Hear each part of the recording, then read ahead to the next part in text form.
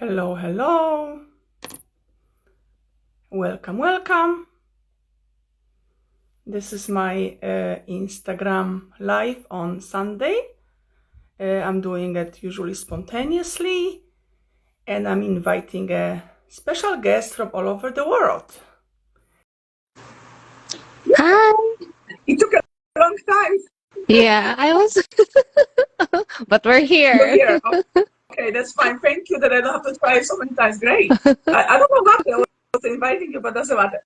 Thank you so much for accepting my invitation to go live with me all the way from Philippines. Let me just maybe introduce myself. My name is Kati Demchuk from Mississauga, Canada, Ontario. I am a reflexologist, but I also do aromatherapy in my practice. And today we're gonna have a special guest all the way from Philippines, but I actually had the pleasure to meet her in person. She was in Toronto recently, and let's talk aromatherapy today. Why don't you introduce yourself, who you are, what you do? Thank you. Go ahead. Okay. Thanks, Kathy. Thank you so much for having me. I am Jerbigo. I am a certified aromatherapist based in the Philippines. My niche of practice is more on botanical beauty formulations, animal aromatherapy, and more recently, holistic oncology. Beautiful. That's amazing. Yes. Great. Okay.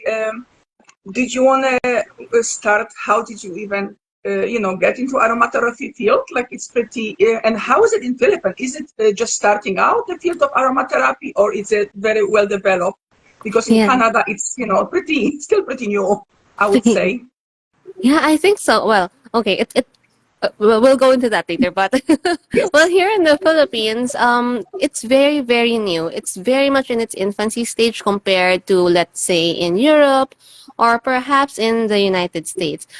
I was really surprised when I went there back in February. I was thinking, oh, maybe Canada has a very more established aromatherapy practice. But I was surprised. You guys are also in your infancy Yes. stage. So pretty much similar in the Philippines. I'm considered here as one of the pioneer aromatherapists, and I only started back in 2018. So Wow. it's just a matter of 5 years. I've met a couple of micro distillers along the way in the past 5 years, and a lot of them have also just started, and a lot of them are getting started. More and more of them are getting started, especially during the pandemic in the past 3 years. So it's a very exciting time for us here in the Philippines with It's regard to aromatherapy. very exciting. Actually, I studied. I was a tough. Honestly, it was a tough program for me. Like I was I was older and it was a lot of work. People think, what is even this, right? Like, I knew about herbs and stuff, herbalists, but I wasn't even, over 10 years ago. I even didn't know what essential oils were. Imagine me actually studying it, and actually loving it since then, right? Um, Mm-hmm. what we want to talk about? Did you want to go into details about the botanical formulas, or you want to talk about what do you offer for people? How about we talk about if somebody wants to become certified aromatherapist, where would they go? Do you have a school? What do you offer to people, by the way? Yes, so okay, my background in aromatherapy, the reason why I picked those three niches is because I grew up with my mom as a registered pharmacist here in the Philippines. So she's also an esthetician. She's an internationally trained esthetician. She's a registered pharmacist. So I grew up watching her formulating things. And that is the reason why when I firstly got my certification in aromatherapy, it's kind of natural for me to gravitate into formulations. Now, I also rescue animals, and that is why a lot of my practice have been focused on animal care as well. And more recently, unfortunately, my mother just passed away back in February, and she had cancer. So, in a way, I was also focusing so much on oncology. Now, as regards to the certification here in the Philippines, I am proud to say that we have the first aromatherapy certification school in the Philippines. So it's currently partnered with our United States mother school, the School for Aromatic Studies, which is led by Jade Schutz. And her curriculum is what we basically teach here in the Philippines. And we follow very much the American standard. I'm not sure with Canada whether you guys follow more on the UK because there's like different schools of thought in aromatherapy, 100%. right? So Yes, yeah, 100%. I think it's more like a UK. I'd say Canadian is yeah, more like a UK, yes. And then I think the aromatic, the school you mentioned is more like a Europe, correct. French aromatherapy, I'd say, Correct. right? Yeah. They have French, but as I understand, if you follow more of the UK side of doing things, you are more focused on massage. So here in the Philippines, we're not because we follow the American standard. We have more, I guess, flexibility with our curriculum. So here in the Philippines, you don't really have to know massage Mhm. to be able to study and practice aromatherapy. I understand some of our neighboring Southeast Asian regions follow the UK standards, but since the Philippines was a former colony of the United States, we very much follow the United States form of education. Yeah. So like my program, there was a choice, like to take the therapy massage. So I actually continue and I actually took that, but it's not necessary. So many of my colleagues, chose not to continue with the massage. So they only have the, the blending, right? The blending, the inhalation, making different blends, pretty much that's what it is. But, I actually, because of the pandemic, I gravitated towards reflexology. And I'm glad you said, to do very well in this field, you need to have a niche, right? Yes. Niche is pretty Yeah. much, I've noticed that. So I focus on reflexology and aromatherapy together. And you have amazing niche with animals. This is great. My dog, by the way, you just posted a couple, I don't know, weeks ago, like recently about ticks. Yes. I have 3 dogs. You've got cats, but I got 3 dogs. One of the dogs had 2 ticks. I just removed 2 ticks. So this is the big huge problem here, right? Yes. And could you maybe talk a little bit about that, about ticks, the tick season, and what do you recommend and what works? What Okay. do So, Mhm. like what you mentioned, Kathy, I have 46 cats. So we rescue Wow. cats here. At least our household rescue cats. And I have one rescued dog. We got him from Qatar, so we flew him in during the pandemic. He is a Saluki. So in Qatar, most Saluki greyhounds are really, whether they're abandoned or abused. So they have a very heavy and sad past. So when we flew him in, he has a lot of trauma that we need to work out. So I really used a lot of aromatherapy on him, a lot of hydrosols for his emotional stresses. I did a little flower essences, although I'm not really well versed into that yet. So, excuse me, I used a lot of hydrosols, and for his physical issues like ticks, like now it's summer here, it's very hot here, it's tick season basically. What worked for him for the past 3 years is that I always spray lemongrass or citronella hydrosol all over Okay. his body. He's a big dog. He's like a 25-kilo dog. He's like a mini horse for us. I spray hydrosol, citronella, or lemongrass, and I just rub it in Right. on his body. And he's never really picked up any tick ever since. And, he really loves playing in vacant lots with tall grasses. I mean, it's just a breeding ground Mhm. of ticks and other parasites, but he's never picked it up. Mhm. So I noticed that these hydrosols, even if they're very gentle, even if they carry a very minuscule amount of their essential oil counterpart, they're very effective as Perfect. well. Yes. I haven't really got into much of the Hodger sauce, but thanks to you, you inspire me. Guys, this is from her. I purchased from her when she was here at Derby. This is Yes. amazing her the soul, and I'm really enjoying. I love that. It's beautiful. But I should get into more about with my animals instead of diluting the Yes. essential oil. Then let's do hydrosols, right? It's amazing. Yes. What happens Yes. That's a if actually you found a tick, which is already fully, with mhm. blood, right? What would you Okay. recommend to do Okay. holistically? Let's say. So what I mentioned earlier is just a preventive practice to, Right. not to attract ticks, but once it's already there, of course, you have to carefully remove the tick. You know how to do that, right? You have to like I use have a a thing special. to Yes, we have a correct, special kits you can purchase, guys. So there's a Magnota correct, one place in Mississauga. So if you don't know, you can always DM me. I can tell you the place where to purchase the whole kit, how to remove ticks, different correct, sizes. So yeah. And correct. So you also, don't just oh so one yes, second, you guys can start, whoever's watching, you can always type in questions. and amazing Jerby all the way from Philippines, super experience with animal aromatherapy and holistic oncology. She can answer you the question. Sorry. Okay, go ahead. Go ahead Okay, about so what the tick is in. correct. I agree. So when you finally find a tick on your dog, never ever just squish it. There's a proper way to remove it because they have these vectors that you really have to get rid of, right? So once you've gotten rid of that, you can get a French green clay, Okay. right? Put it in a little sauce bowl. Maybe 1 to 2 tablespoons, depending on how big your dog is. 1 tablespoon is enough. 2 tablespoons is big if it's bigger, and put a few drops of essential oils. The essential oils that you may use can be oregano, can be Okay. thyme, can be cedarwood. You can put a little lavender so it's gentler for them. Mhm. And the number of drops depends on the how big your pet Obviously. is as well. Again, Yes. I yes, have a little again, these, chihuahua. oh my gosh, He's so five they're pounds, very so it's like a fragile. baby, right? Like the size Yeah. of the baby. Okay, so go easy on Right. the oils, right? Yeah. Because they're very small.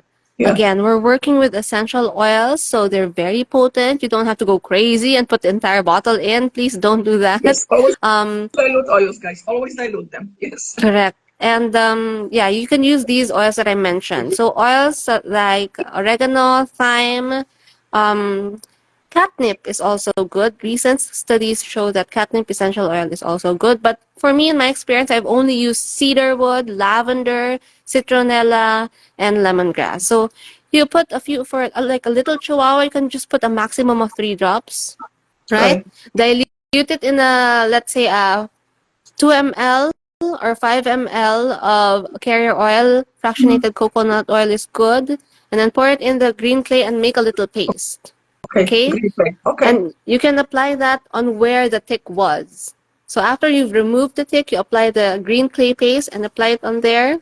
Maybe Mhm. 3 days to 5 days until you see that the bite would probably look red, right? So Right. until the redness or the swollen area has been relieved. And that's it. And then after that, go on using with hydrosol as a preventive measure.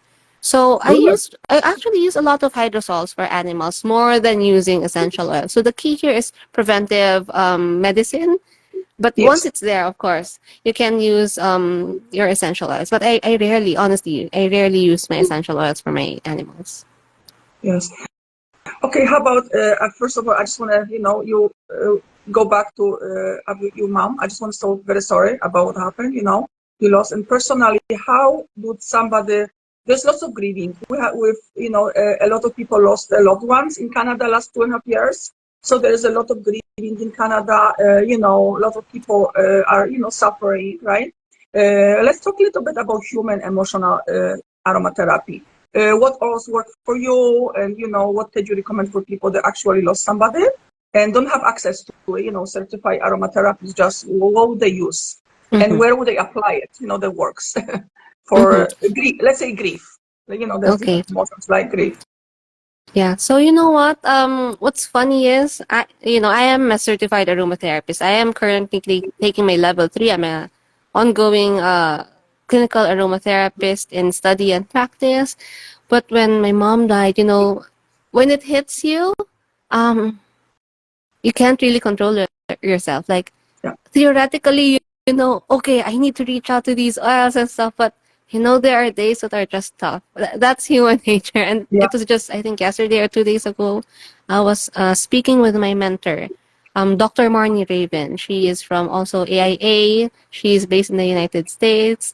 And I was just telling her about it. I cried a bit as usual. And then you were like, She was like, oh, what have you used? And I was like, you know what? That's funny because I haven't really used a lot. And what I notice is that the more that you are into the practice, the lesser you use because when we're first aromatherapists, like what after you graduated from school, you're just so excited to use everything all the time. Yes. So the I know that longer you, feeling. right? Right. And the longer you practice, it seems like although in theory, right, for grief, people would always gravitate towards floral oils Right. because floral oils are always good for the heart. It makes you feel better. It gives you a warm, it gives you a feeling of warm comfort. And just that comforting mother's hug. That's the way, the Right. best that I can put it. I'm not sure if it's the same for you. Like if you take a whiff of ilang ilang, One like the one that I got you when I Yeah. when I Yes. got there in Toronto, it's really beautiful. Thinking about the aroma, really reminds me of a very wonderful mother's love, and I love it. I love it so much. But when you're really suffering, sometimes you just really want to curl up and lie Yeah. down and cry a I bit. feel you. I feel you. Yeah. Sometimes we will practice, we don't really, definitely. I feel the same way sometimes, Correct. Oh my God, I should have done this, I should have done that. Definitely. Yeah. Yeah. So my mentor was like, you know what? Yeah, you're correct. The more that we're into this practice, we kind of, you know, it's not, we don't really use essential oils as much. Yeah, because we wanted to be so intentional about it. While we have access to all of these range of oils, I mean, right now I have 100+ bottles of oils in this room Wow. because, because I just, I do a lot of things with them. I teach Right. about oils and stuff, but once you have them here, very accessible to you, sometimes you just know that, I don't really have to go my day sniffing the entire bottle of oil for the entire day. Right. I can take a rest, go out for a walk, maybe take my dog out for a walk. And when everything is okay and chill, Yeah. when you're not emotionally not okay, 100%. then yeah, just take a whiff, appreciate, maybe write down on your journal. I feel that there are so many ways we can also process grief. um and essential oils are amazing. Excuse me, that was my cat. And essential oils are amazing as a complementary. It's not the only way, right? Of course. It should not be the only way that you should reach out to. You can write down your feelings, diffuse while you're doing it. Maybe take a warm tea. That's what I've been doing because tea is also part of the aromatics. So I feel like I do a lot of tea drinking and the ceremony of preparing the tea. And then yeah, music as well. I also use music as a therapy for grief. And if it's not, Awesome. when I For catch myself me, doing nothing, for it's me, really hard. yeah, yeah. For me, I Like always think of Cyprus. I don't know why, but I always think of Cyprus for grief. unique. This is Mm-hmm. something, that I gravitate to. I don't know, maybe because Mm. I was studying school, but definitely, as you say, the floral oils are, one of my favorites too. So, Yes, Kathy. Wait, yeah, you're right. You know what? Aromatherapy is also very personal. So, like for you, yes, you really love Cyprus, and so that really makes sense for you, right. right? And for me, honestly, if you asked me 5, 10 years ago, I hated floral oils. I really hated it. Right. I'm more of a citrus kind of girl. Right. So, like theoretically, you'd say, "Oh, since you're in grief, probably you'd want something that's bright and uplifting, like a citrus, right?" But no, like in these times, I really like getting my cistus. I love getting my ilang ilang. So I tend to gravitate towards floral oils, even though So I hated them a few so years what's your ago. opinion? So what is your opinion about like there's different opinion aromatherapy world about if you really hate, when you open the bottle, right? When you open the bottle and you actually feel nauseous, you feel sick, is this the oil that you actually need? No. That this is that is processing the emotion that Yeah. like what I was taught, right? When you smell it's like, oh my God, I can stand it. Would you be using this oil or would you put it down? What would you do? And this is my opinion alone, right? Yeah. Yeah, Okay. So I really don't believe in that. I think that our body intuitively knows what we need at that moment in time. And I've right. spoken about this with one of my animal aromatherapy teachers, Virginia Joy Musacho. So I've studied under a lot of teachers, and when she told me, I think I asked that question to her as well, because at that at that time when when I asked about it to her, it didn't really make sense to me. It didn't make sense that a bottle that I don't like at the time is something that I need. It really didn't make sense. So Okay. I was Yeah. happy that she affirmed it. Like, no, of course not, because our bodies, like animals, when you watch them, when you observe them, animal aromatherapy lies very much onto intuitive picking, intuitive Right. choosing. So our animals know exactly what they need. If they don't feel okay, they just go out and sniff the grass and which plants they need and bite on them and chew on them, and that's it. So it's the same thing for us. Our psyche, we intuitively know what we need in that particular moment in time. Like what I mentioned earlier, I really hated floral oils.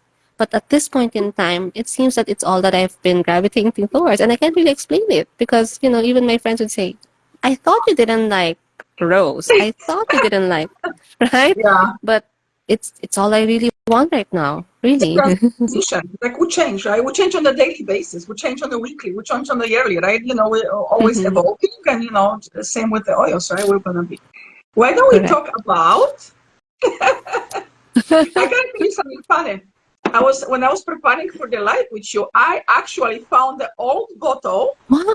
When I was a student, 8 years ago, I was learning aromatherapy, and I guess what the oil I bought? It's empty right now. LME. One of the Oh, oil I bought when I was a student, it was LME. Nobody heard about it. It wasn't part of my, studies, and I actually used it because I just loved it so much. And now I bought the oil. When Jerby was in Toronto, we met in Tim Hortons. We enjoyed our peppermint tea, and she was so nice that she brought me LME, and she brought me LME. I don't know if anybody resin. resin, guys. Okay, so this is LME resin, all the way from Philippines, from lovely Jerby. Why don't we talk about the LME? I love you back. Okay. So, LME, look, we're fortunate enough here in the Philippines to have LME as a very abundant natural resource. We have two kinds of LME currently distilling in the Philippines. It's Canarium ovatum, that's what we're holding right now, and Canarium luzonicum. So, if you guys, anybody who's listening right now, has a bottle of LME in your kit, it's most probably Canarium luzonicum, which is like the international choice of LME, as the perfume industry is what is driving that demand. So, Canarium ovatum is very much, I would say, selected or selective accessibility here in the Philippines. So, very little of it can go out of the country. And Kathy is one of the fortunate ones to be able to get hold of it because I hand Yes. carried them all the way there. But I've spoken a lot about the differences of the two. In a way that they have a few differences with their chemical constituents. So the application can be different, although you can use them interchangeably. So the key difference is that Canarium ovatum, could you kindly please check which kind of LME bottle do you have? I think it's ovatum, hopefully. Is it? You know what? It's luzonicum. Oh, it's luzonicum. Wow, it's Okay. Lozonico. Correct. So Yeah, the mine is the one that you have, yeah, the one that you have right now is the perfumery industry standard. So that's what they want because it's more balanced, it's more creamy, and the ovatum has, which is your resin, your physical resin is ovatum. So the ovatum has more alpha philandrine, so it's more peppery. It has that bold spiciness into it, which I personally love. And so that's the key difference. But here in the Philippines, especially with my application, if you use LME, for example, because of your meditative practice, because it's also a good oil for meditation, you can use them interchangeably. A lot of the practitioners here use LME for meditation, yoga practice. I'm sure you can use it for your reflexology practice, just to right. keep your, People that are yeah. not sure, people that love Canadian people love frankincense. Like this is the thing. I have a great news for you guys. Elemi is called poor man's frankincense. Okay, so if you can afford frankincense, guess what? You can buy Elemi. It's much more Yeah. affordable. And actually, you know what? I was just getting sick of frankincense. I used it so much over 8 years, and I really love Elemi. Like I would, choose this over frankincense right now anytime. So yes, Yeah. I'm loving it. Thank you so much. What would somebody, if they would buy this, what would somebody do with the rest? You want to Okay. talk about little bit about, yeah. So for the resin, what we usually do is you put them or submerge them in a glass of oil. So we make herbal oil infusions out of it. I also teach that class here, and it's always a delight to see the students to be able to get hold of the resin because the resin is also very elusive. It took me like years to be able to experience LME tapping. And It so comes to the back like um, this. yeah, it's currently protected by the government, so not everyone can just go to that province and just tap. You have to get approvals, you have to get permits, and I was just very fortunate last November to be able to be linked with one of their groups and get all of those permissions and then finally tap my own resin. But yeah, it's really nice. Beautiful. The resin is normally used to for soap making. It's Okay. usually used for massage. Yeah, a lot of those topical applications. It's primarily used for infusion, while Infusion. maybe a few percentage of it, 1-2% of it, will be able to distill themselves. But for normal practitioners, like home users, we just do it in oil infusion and it's fine. Yeah, so what do you see future of aromatherapy? Because I know you do teach a course about CO2s. Do you want to quickly say what is CO2, like for people that don't know what CO2s are? And do Okay. you see a future of, being replaced by essential oils in the future, or do you still see them, being popular together? Why don't you talk a Mhm. little bit about that? Thank you for asking that, Kathy. You know what? I personally have a very limited knowledge on CO2 at this point in time. I'm going to be honest. No one was born to know everything. So Of I'm course. still in the process of discovering and learning more about it, but I see a lot of potential. And so I study under Madeleine Kirchhoff, under Jade Schutz. I've also studied under Mark Webb from Australia. So these people that I mentioned, they're really championing CO2, especially Madeleine Kirchhoff. She has She a has a course book. about I it. still haven't read her Yes, she book. has a Yeah. book and she has a course Yes. about it. Yes. So when you check our school, www.aromainstituteph.com, we also have a short course about CO2, and that is taught by Jade. And so you can try to learn as much from different teachers so you will be able to have a more holistic understanding about the topic. Now, me, I've only had sea buckthorn CO2 and ginger CO2 right now in my arsenal, so very limited. Very Um, limited. it Yeah. yeah, it's very hard for us to access essential oils from here because we're like miles away from Right. North America. If you are like neighbors with US and it's also not that accessible, think about us. Yeah, for So sure. Yeah. yeah, so in order for us to experience it, you have to buy from far, far away, pay so much on shipping and Yeah. taxes. So it's expensive. That's why it's limited. But Mhm. we make sure to include CO2 as part of our level 3 curriculum because I see the potential. And while essential oils are amazing, we have a good range of oils to work with now. We have a good range of hydrosols to work with now. Having CO2 as part of our healing modality is always a welcoming experience. It provides us a different, for example, ginger, right? When you feel nauseous, Yeah, why don't guess you what? compare, Ginger, sorry, why don't you compare ginger CO2 to ginger essential oil? So then correct. people have an idea. What, let's focus on ginger. Thank Okay, you. correct. So that's the most simple way that I can put it. So ginger CO2, when you have a bottle of ginger, my kids are so far away. I would have gotten it, and but anyway, next time. It's okay, don't worry. So the ginger essential oil, when you take a whiff of it, it's more heavy. Sometimes it's not that pleasant. Not even usually it's not that pleasant. So if you have ginger right now, take your bottle, take a whiff. I don't like ginger. 90% of the time, you wouldn't like it. Or number two, you don't even have it because you don't like it. Yeah. But but when you have ginger CO2, take a whiff of it. It smells so much closer to the actual ginger. Right. Like, the ginger, how do you call it? Is it root? The ginger Yeah, rose. plant. Yes, I know Yeah, the that you buy from the market. yes. So, in that same way, with nausea, it's actually more effective for you to relieve your nausea when you have ginger CO2 because it has more of the chemical constituents that would work to relieve your nausea versus the ginger essential oil. But for the longest time, people were like, no, just get your essential oil, put it in an inhaler, and take a whiff of it. But how can you relieve yourself when you're smelling a stick of ginger oil that you're not really even a fan of, right? Right. So, 100%. so Yeah, that's what that's what I hear about it. yeah, that's what I'm The saying. smell is so much closer to the actual plant Correct, material. Yeah. correct. So it provides a better way or a beautiful addition to our healing modality as an aromatherapist. 100%. That's amazing. Okay, do you want to talk about roller? Like, how do what do you use? Do you use like what is traditional? Do you use a 10 millimeter? I'm just curious what you use for diluting the oils. And what's your favorite carrier oil, by the way? You mentioned the Okay. fractionated coconut, but what's your super favorite carrier oils? Go Mm-hmm. ahead. And why? So in the Philippines, as students, I know again there are different schools of practices. I know there are practitioners who are not into fractionated coconut oil. Like I'm not sure about you. I know you love jojoba oil. You mentioned it to me. I Yes, and I remember. love Yeah. fractionated. That's actually my favorite. Yeah. Yeah. So I've met other practitioners who would tell me, why are you using fractionated coconut oil? Well, guess what? The Philippines is a very hot country. So grapeseed oil doesn't really work here. It expires sooner than how it is for you guys. Because it's so hot, we get temperatures at 42 degrees Fahrenheit Right. on a normal day. You can just imagine.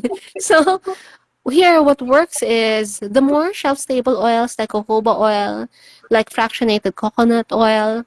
So those are the two oils that we normally let the students use. Okay. There's nothing worse than the student learning about blending, and at the end of the day, when they take a whiff of their 1 liter oil, it's already gone. I mean, it's already rancid, right? Yeah. So we're fine with using fractionated coconut oil, but again, like what you mentioned, these carrier oils, we have a beautiful range of them. And each of these oils would also have their beautiful properties, right? They have different levels of linoleic acid, their oleic acid. So depending on what use that you want them to be as your final product, then you can choose your range of oils. But me personally, I still use a lot of fractionated coconut oil. Yeah. I still use a lot of jojoba oil. Occasionally, I use argan oil, but since I also make soaps, I also have like a cupboard full of carrier oil. And guess Right. what? Those apricot kernel oil that I purchased from the States, or there's another one. It's slipping my mind right now, but grapeseed oil, apricot kernel oil, all of those beautiful specialized oil, they've gone bad like in as Yes. soon as a month. So You it's actual a lot of money wasted wasted there. so many. Same way. Yeah. I had them in the fridge, and a lot of Yeah. them expired. Yes. They were rancid. E- So yeah, Correct. unfortunately, So I had to even cut if them in the all because it's not at fridge. school. But definitely, yeah, they didn't last. So yeah, I know we always go back to the fractionated. That's why I tell my clients I want to, blend their own. Always do jojoba, fractionated coconut. You will not get, Correct. you will not go rancid. Yeah. Correct. How about the blending? Mhm. For the blend, do you do the roll-ons, or do you do what do you do for bottles? So I personally use both, but for our level 1 students, I know most of them use the roller bottles more. Okay. So again, as an aromatherapist, before you actually do anything, we champion here thinking about your intention. So we want to be very intentional with the practice, right? So for example, I'm making things for my cat. It doesn't really make sense for me to put them in roller bottles because it's hard. I mean, Right. even before you try to put that tip of roller bottle, they're gone. They've run away. So it Right. doesn't That's make true. sense, right? So Yeah. usually for my animals, I put them in a little spraying bottle, and Okay. that's easier for me for their Mhm. application. And again, I use hydrosols a lot, so that's why sprayer is good. You can use roller bottle in dropper form, like what the one you flashed to me Yeah. earlier, or in a roller bottle, depending on how you use it. For example, when I was caring for my mom, and she had lymphoma, so we did a lot of massage on her leg. I used a lot of dropper bottles. I even used the gel pump bottle because I also use that for Okay. Right. Right. not sure if I can find one. It's a little over there, but yeah, there are gel Mhm. pump bottles, similar to lotion pump, but it's a lot smaller for for the skincare, right? Yeah. So Yeah. I use a lot of that as well. As starters, if you're a beginner, for sure you will be taught how to make your own roller bottle because that's more convenient. Exactly. Nice. You don't really have to worry about spillage. You can So, let your kid use it and they can have fun applying their own essential oil. Again, please always supervise your kids whenever they're holding onto your blends or your essential oils. So yeah, it always definitely. depends on your application. Definitely. Yeah, that's beautiful. Like, how do you convince people, like especially in your family, to actually use oils? I have personally experience right now. I have my brother is having issues. I told him I would mention him, and he actually totally refuses. He just rather go to the pharmaceutical way, and I tell him how harmful it is. He just, listening to what the doctor says. And the sister, I offered to make him a blend, and his wife said, "Don't bother because she will not use it." So Wow, how do you good convince question. somebody, to actually, Yeah. or how to convince skeptics that say that essential oils don't work. There's lots of Great those. question, Kathy. That's a question that we always, and I think forever, will tackle. And Yeah. I think just last March, I was able to have this short webinar for AIA talking about building relationships in the business of aromatherapy. And I talked about exactly that. We will face a lot of, how can I call them?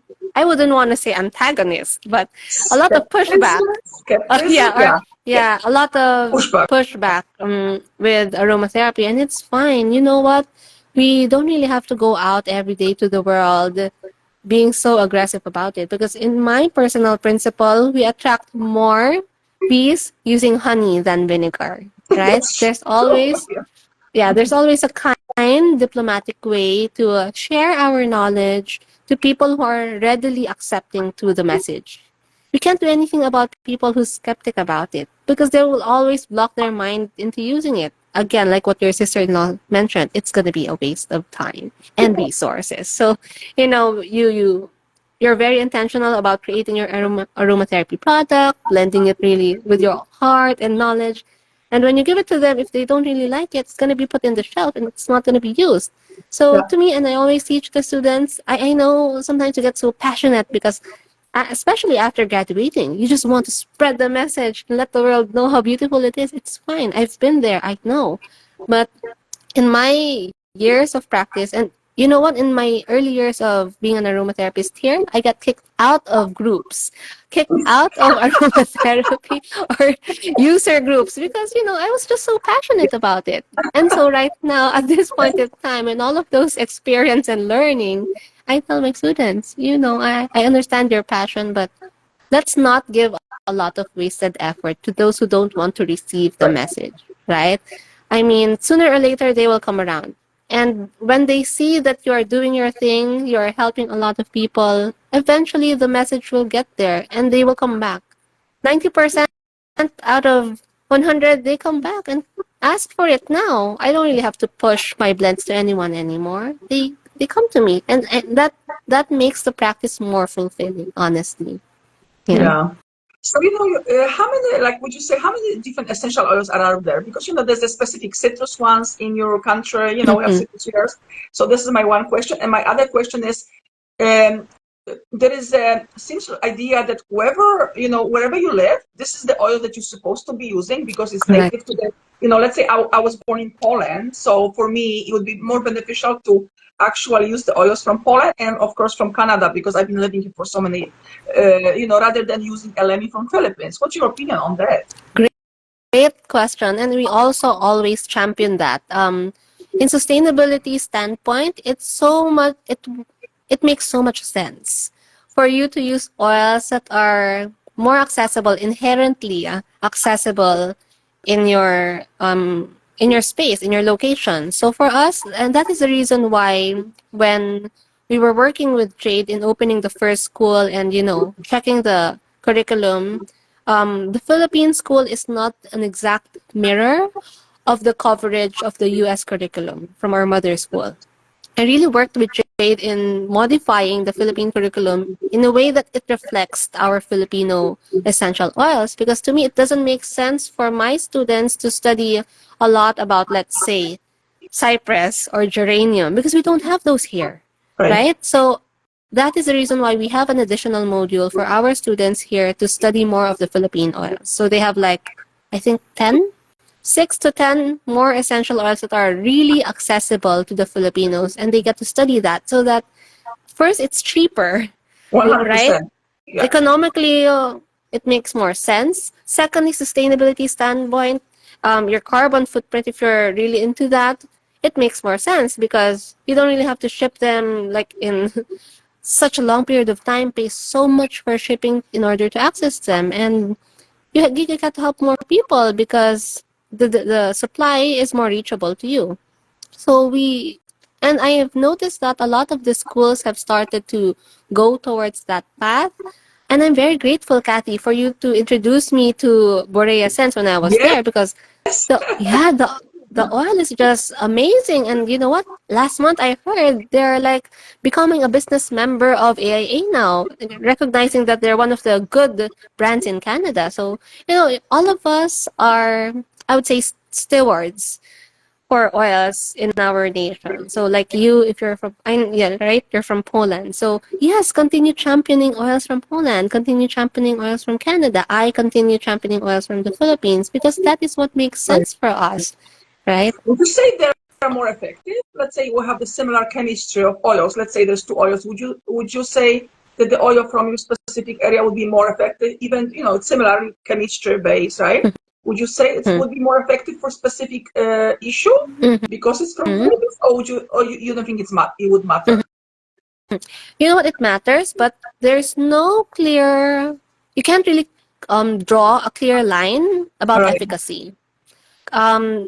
So when I compared ilang-ilang oils from the Philippines and from those distilled from the Comoros region, the French colonial region, which is like 80% to 90% of the world supply is, I'm sure if you have ilang-ilang before you've met the ilang-ilang from the Philippines, it's usually from the French region, right? Yes. And when I checked the chemical constituents through the GCMS, there were a lot of differences.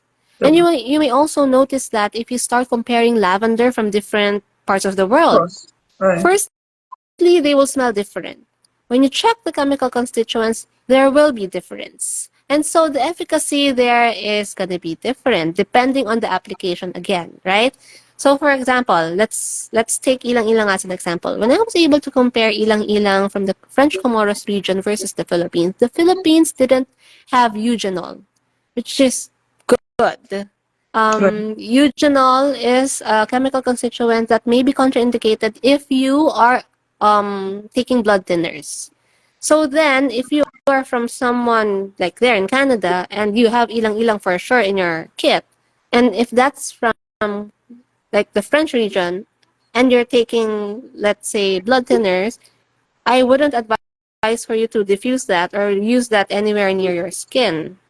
I would rather let you use the Philippine ilang-ilang oil because that would be safer. So there are technicalities like that, and that is the reason why, it's great if you are I would say if you use essential oils with your business like you, it's really a smart choice for you to think about investing in education because these things you don't really care about when you don't take your certification, right? I mean, as a lay user, you would just appreciate them with their scent, the way you like them.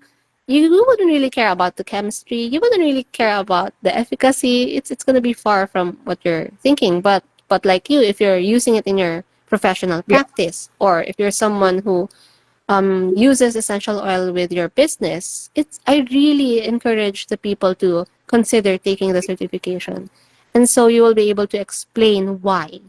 Why is this different? Why do we have to check the GCMS? Why do we have to check if it has FCF or fluorocoumarins? Because if you put these oils on your skin, you may suffer from dermal sensitivities.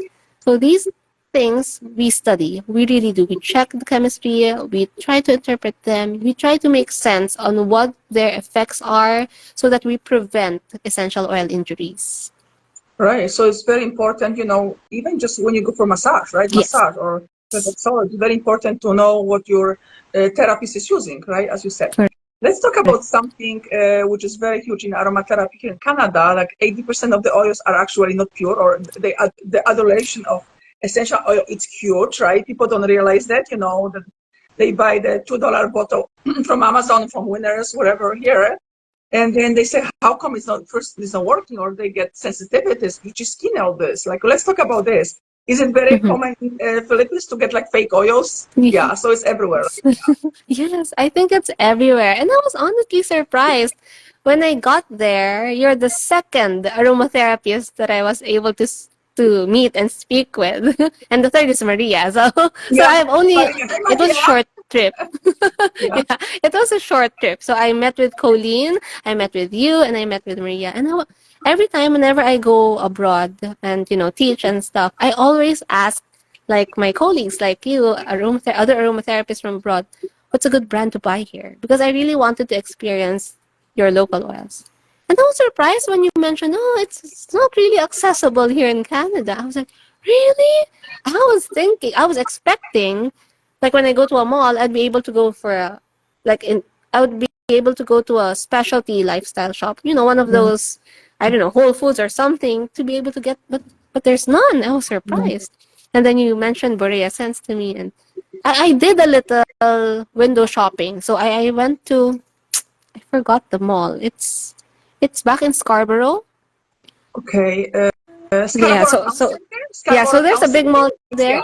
I Yeah. went around and I saw some oils and I was like, yeah, these look sketchy. so so so it affirmed what you told me. We met before me visiting the mall. So, yeah, I don't really want to buy this. So I was surprised. And yes, as the end user, you will also be surprised that most of the things that you buy from the malls are fakes, are adulterated. Yeah. So I hope, guys, I so hope you hear yeah, this. I hope you hear this, what you just said. Okay, most of the stuff, I yeah. always tell my clients, don't go to Winners to buy essential oils. It's all fake. Yes. There's perfumes and all type of stuff in it, chemicals. I rather for you don't use nothing than use oils like that. Yes. Yes, it Yes, can, and harm even us. Yeah. in Shoppers Drug, there's an essential oil brand there I saw, and my cousin was like, "Oh, should I get this because I love peppermint?" I would rather no, Yeah. no. Let me just bring you a few bottles when I come back. Just don't buy that. So yeah, there are a lot of oils, and usually the oils you find in the malls are not really essential oils. They're just fragrance oils. Same in here in the Philippines. And so there are a lot of educational efforts that we do as practitioners to the common user, to the essential oil enthusiast, because the industry is booming. Even our government here is recognizing that the essential oil and aromatherapy industry is really That's good. growing all over the That's world. amazing. Yeah. Yeah, and when you check the data, the CAGR is like 5 to 9% all over the world. So it's gonna be more and more every year, because a lot of us are turning into holistic wellness, right? And so that is the reason why we should be more careful. We should decipher more carefully on the, I would say, integrity of these Right. oils. And I hope that is where you and I come in, right? You and I would come in as, a responsible, I would say, ambassador to share our knowledge on which of these brands are really good to purchase, which are, just stay away from it. Right? I mean, Right.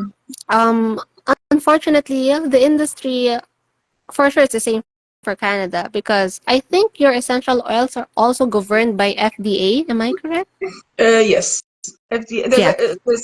There's a Health Canada here, right? So in Oh, Canada, we okay. have a Health Canada. So, yeah, so I can only speak about the Philippines and my little knowledge about the US because, again, most of our systems here are very similar to the United States, being a former colony. So, our essential oils here are also under FDA. So, for example, if I were to like open my own essential oil company, essential oil brand of essential oils, I would have to have them approved under FDA as well to have all those paperwork and clearance.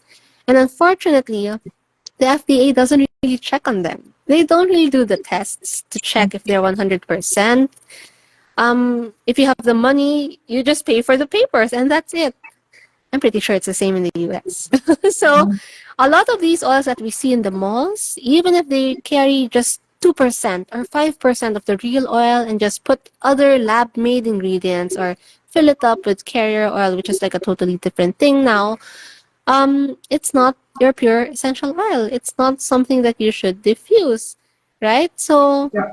you have to be very mindful of that. And I hope that if you are really very much invested in the aromatherapy practice, again, go back to a reputable school, study under different teachers, and it's a pretty good investment to yourself, right?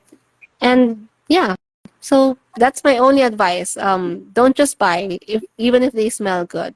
Great Just yesterday, advice. 2 days ago, I had a class, in-person class. So one of my students was like, I always ask them, how did you got into this practice or what made you interested in aromatherapy? And he was like, well, I've been buying lavender for the longest time because I really love the smell of lavender. And so I've been buying these brands from the malls, and they would always smell the same. They're sweet. I love them. They make me feel relaxed, and I like falling asleep with them, especially the one from Lush. He mentioned the store. And that is true. It smells amazing, right? When you Yeah. walk past by a Lush store, I know you guys have Lush as well. It's very enticing. You really want to go in and check out all of those beautiful smells. And then he was like, but when I started studying the certification course and bought my oils from the ones that's recommended by our school, he was surprised to smell the lavender oil smells different. It Yeah. doesn't smell pleasant. He was like, it doesn't smell as sweet as what I know. And I was like, yes, because that's the real smell of the lavender plant. The one That's that you've been smelling for years and years back, it's great. most likely lab made. So it would appeal to to more people. It should smell sweeter, and it smells the same because they're lab made. That's the exact point. But since these brand that we recommend, they really distill from plants. At least they source from reputable source abroad, and it's gonna be all different every time. Even if you buy a brand of oil, let's say you buy from Borea Sense, or let's say you buy from Florihana. That's another international brand that's really good. If you buy a bottle of lavender now, take a whiff of it, and then 5 years later, when you finish that bottle, maybe buy another bottle of it, it would smell different because each oils, each production, each distillation would come out different. And the smell is highly dependent on a lot of factors. So it would depend on when it was grown, what the season was it grown, Yeah. or The even weather. the time of harvest. Yes, even the time of harvest, even the location of the plant. The lavender bottle produced from Australia will always smell different from lavender oils produced from Bulgaria or from Taiwan or from the United States or from France. So as aromatherapists, we also study these differences, and since essential oils and aromatherapy is very personal, we gravitate towards different aroma, right? So, for example, what kind of lavender do you prefer, Kathy? Do you prefer more of the floral one, the green herbal one, or you like it sweet? I like a sweet. Oh, Yeah. so I would say you would like the ones from Australia because I personally find Okay. Australian lavender a little more vibrant Interesting. and sweet. Yeah. Yeah, same with me. Same with me. I gravitate towards buying Australian lavender because I feel that they're more Yeah. fun and they're really nice and vibrant. But I've met people who like it more herbaceous. So they like buying from France. They like buying from Spain because it's more of that herbaceous side. So it Mhm. depends. Yeah, and it's just you investing in yourself, gaining all of that knowledge to be able to support your practice and to be able to, I guess, explain it better to the people around you. Because there will always be skeptics around us, Yeah. and it's fine. Would you say that aromatherapists are artists of blending? Yes, Just like yes, painting the picture, and blending is an art, right? Would you yes. say that, and what's your favorite amount of oils you blend? Do you blend three, five, seven? What's your Hmm. favorite amount of oils that you would blend to make one blend? Hmm. Just curious. I totally agree with you that aromatherapy is an art. Aromatherapy is like painting a beautiful picture for our Yes, nose, right? exactly. And at the same time, it's a science. It's both a science and art. Not every, especially for beginners, you can't just leave them alone and tell them, okay, you can create your blend of oils because that's gonna be chaos, No. I right? make such a Yeah. nasty smells. When I started blending, okay, it made sense to blend them. When I smelled it, oh my God, I wouldn't even go, I just, still use them, but it was awful. So it's not easy Yes. to master, blending. Yes. It's not easy. Yes, exactly. Exactly. So while we acknowledge that aromatherapy has a lot of that intuition part, but as a newbie, as a new user, you can't really leave them there and ask them, "Oh, it's intuition. Just put whatever you want." You can't do that because that's going to be chaos. You would be wasting a lot of oils. At the end of it, it's not going to smell pleasant. So So in a way, it's an art, but you need to study the technical side of it, the science part of it. Um, and to your question, how many oils do I use for blending? It honestly depends on the purpose. Right. Again, going back to what I mentioned earlier, we we champion here on being very intentional. But for beginners, we recommend our students to use at a maximum of three. Yeah. Okay, if for example you really want to be over three oils, okay, five. Right. But when you're a new user, you don't really have to put in all 11 oils because the more oils you put in, the higher chances of it smelling bad. Believe me. So, Yeah. so best to work with a small number. And once you get more mastery about it, then you can freely add as many as you want because it makes sense to you and you have experience to know that, adding two more drops of, let's say, petitgrain wouldn't make it smell off-putting, right? I've, I've But done bed blends with petitgrain. correct, You know, correct. it's a And specific you smell, you right? can't put a lot, right? But if Oh, you're a new user and you have 5 bottles of oils, oh my god, let me just put 5 drops of each. But no, no. there are what you call blending factors. So this is what also we teach in our school. This is from Jade. We blend using the blending factors, and there are different calibrations for each oil. Depending on the calibration, you know the intensity and how much oil you more likely need to put in so that it doesn't smell off-putting or it smells more harmoniously with each other. So we also teach that at level 1. And luckily, I haven't really had to throw away a lot of blends ever since blending because I'm fortunate to be able to study that early on. But yeah, I hear from my students, oh, when I was new, I got so excited because I get this bunch of oils and I put in 5 drops of vetiver, 5 drops of lavender, peppermint, and sweet orange, for example. And it smelled weird. So Yeah. it ended up not being used because vetiver is not something you put a lot of with. It's really strong. So Yeah. and so as the teacher, I explain why it happened. And once it makes sense to the students, the next time they blend, they know some of these principles and hopefully they get more harmonious blends out than having to throw them. Yeah. Awesome. So let's say once somebody studies aromatherapy, give me some examples of what can they do with it. Like where can they get employment? Like people don't know what aromatherapy is. Why would they study it? Like where can they use it? Oh my God, I just got that question 2 days ago when I had my face to face. It's always a question from people. And I know I'm pretty late in putting out my second blog post specifically to answer that Okay. question, but but please watch out for it on my website. I will type down my website for your Okay. people Please type to. it. Yeah, guys, we're gonna be finishing soon. So please, anybody that wants to ask a question regarding essential oils, Jerby is from Philippines. So if you have any specific questions about oils from Philippines or about the course she's teaching or about she's actually expert in animal aromatherapy and holistic oncology. Do you do an online consultation if somebody would like to? You do from Yes, all over the yeah, world. If somebody in yes, Canada would like to contact you, yeah.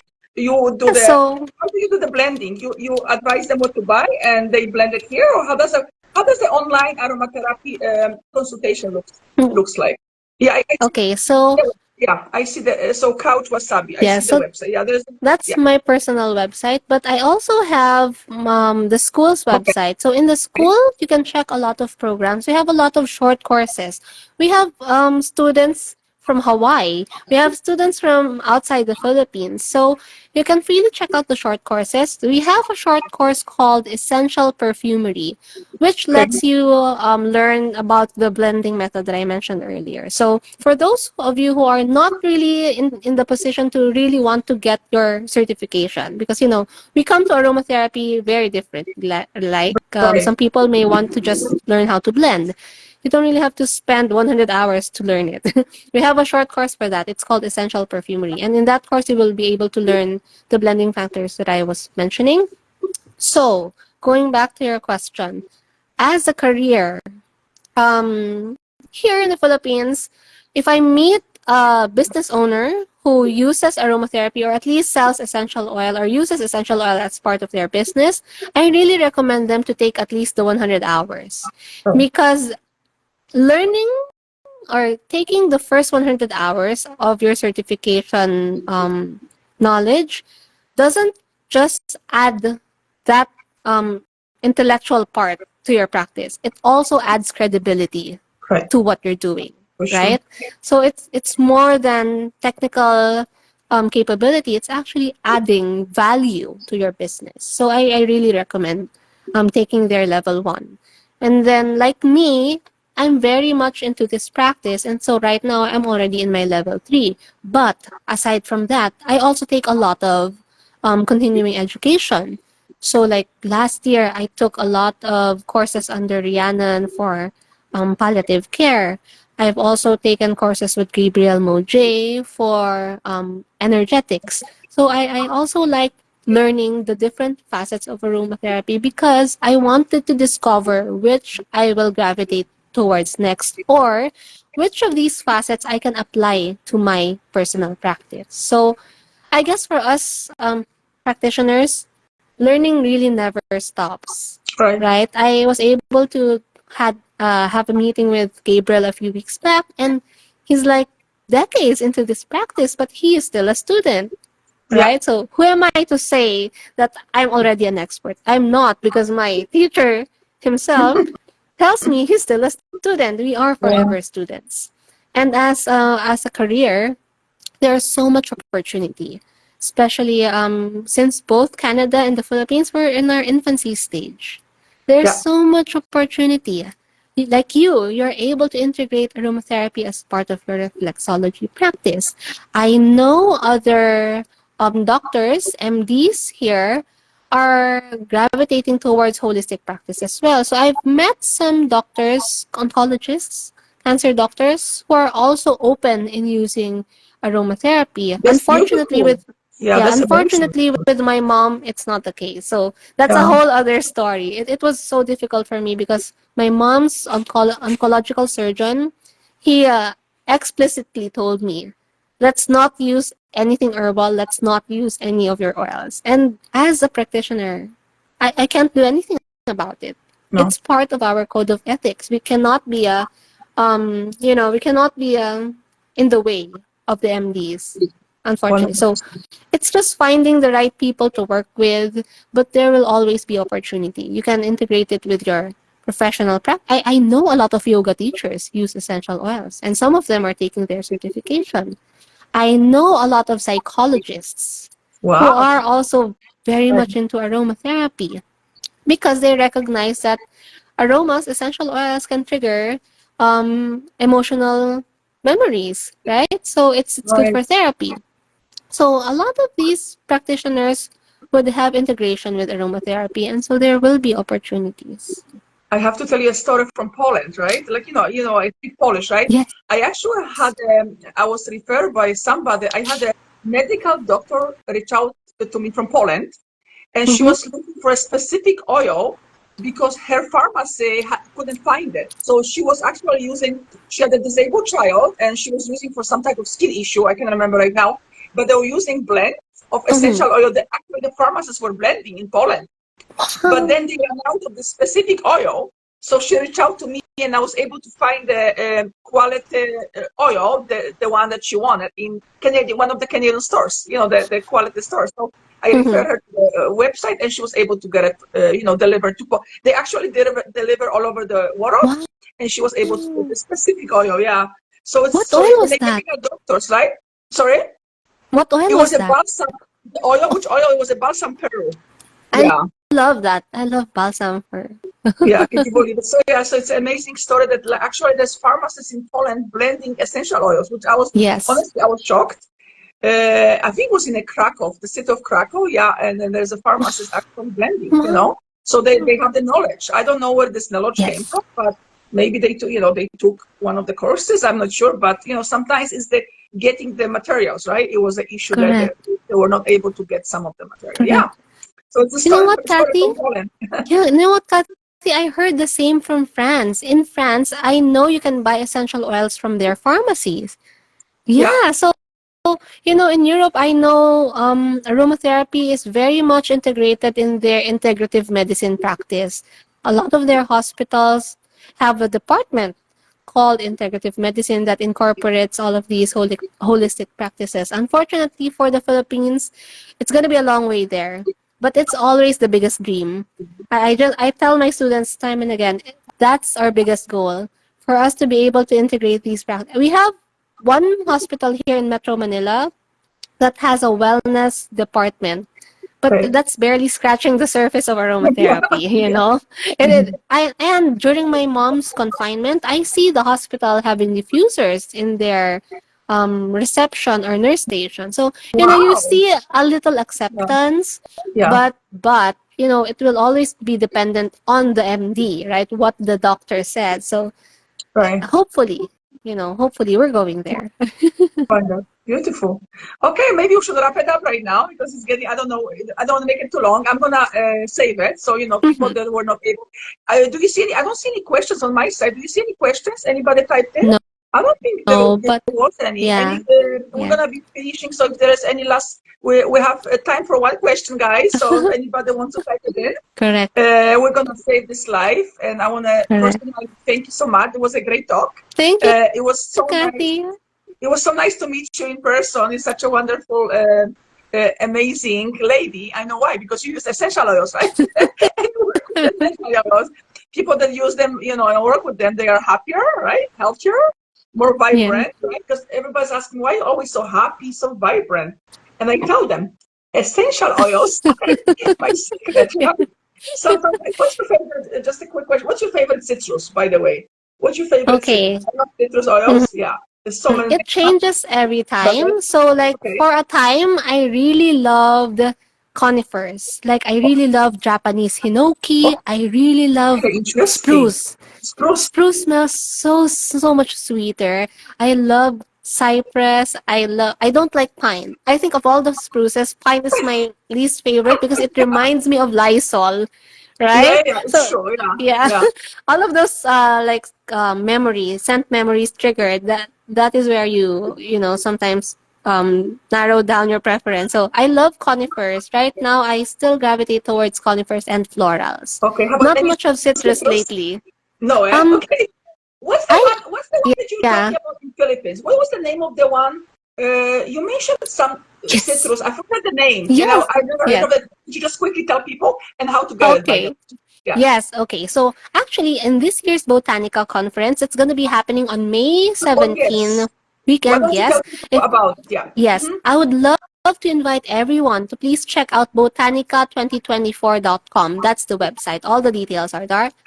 There will be, I don't know, more than 20 speakers from all over the Wow. world to talk about aromatherapy. And so in that conference, I will be talking about one of the beautiful Filipino citrus oil called Citrus microcarpa or calamansi here in our country. And it's like a little citrus fruit, 1.5 centimeter in diameter at most. It's a small fruit. It's like lime, but a lot smaller. And I'm going to be talking the latest research about that essential oil. So the oil is not really available outside the Philippines, or at least there are some in the United States, I think. But it's really grown and distilled in the Philippines. The next time I go there, I'm sure I'm gonna bring you one so that you can Please. experience it. Yeah, so it's very beautiful. There have been a handful of research with the benefits and the use of it. So stay tuned for all of those beautiful things at this year's Botanica 2024. Awesome. Okay. I wish you all the best, at the Botanica. And thank Thank you so much you. for anybody. Hi, guys. Thank you so much for Caledon Breeze Studio for joining, and Pi Pipas, John. Thank you for anybody watching right now. And we are gonna save the recording. Okay, so okay, thank you so much. All the Thank you, best, and Kathy. hopefully talk soon. Bye, Have a everybody. good night. Bye. You too. Bye. Bye.